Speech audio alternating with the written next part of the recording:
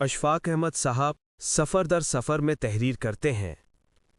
لاہور میں جب میں نے ایک بابا سے کہا کہ میں صوفی بننا چاہتا ہوں۔ کس لیے؟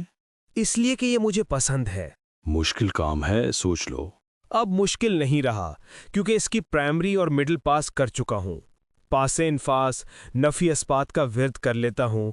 اسماء ذات کے محل کی بھی پریکٹس ہے۔ آگے کے راستے معلوم نہیں، وہ آپ سے پوچھنے آیا ہوں اور آپ کی گائیڈنس چاہتا ہوں۔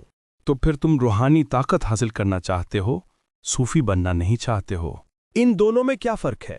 روحانی طاقت حاصل کرنے کا مقصد صرف خرق عادات یعنی کرامات کا حصول ہے، اور یہ طاقت چند مشقوں اور ریاضتوں سے پیدا ہو سکتی ہے، لیکن تصوف کا مقصد کچھ اور ہے۔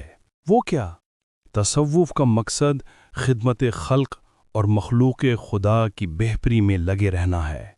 مخلوق اللہ سے دور رہنا رہبانیت ہے، اور اللہ کی مخلوق میں اللہ کے لیے رہنا یہ پاکی ہے اور دین ہے۔ اس بابا کی یہ بات اچھی نہ لگی۔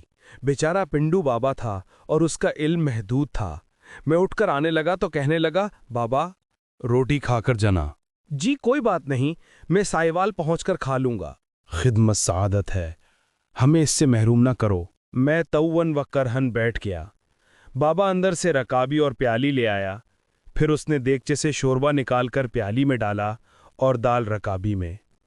چنگیر سے مجھے ایک روٹی نکال کر دی جسے میں ہاتھ میں پکڑ کر کھانے لگا۔ وہاں مکھیاں کافی تھیں، بار بار ڈائیو لگا کے حملے کرتی تھیں۔ بابا میرے سامنے بیٹھ کر مکھیاں اڑانے کے لیے کندوری ہلانے لگا اور میں روٹی کھاتا رہا۔ اتنے میں مغرب کی اذان ہوئی۔ کونے میں اس کے مریدوں اور چیلوں نے تھوڑی سی جگہ لیپ پوت کر کے ایک مسجد سی بنا رکھی تھی۔ وہاں 10-12 آدمیوں کی جماعت کھڑی ہو گئی۔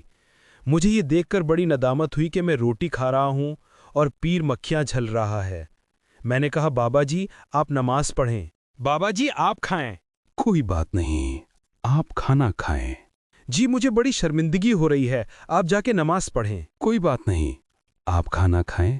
تھوڑی دیر بعد میں نے پھر کہا، جناب علی انہوں نے نیت بھی باندھ لی ہے، آپ نماز ادا کر لیں، قضا ہو جائے گی۔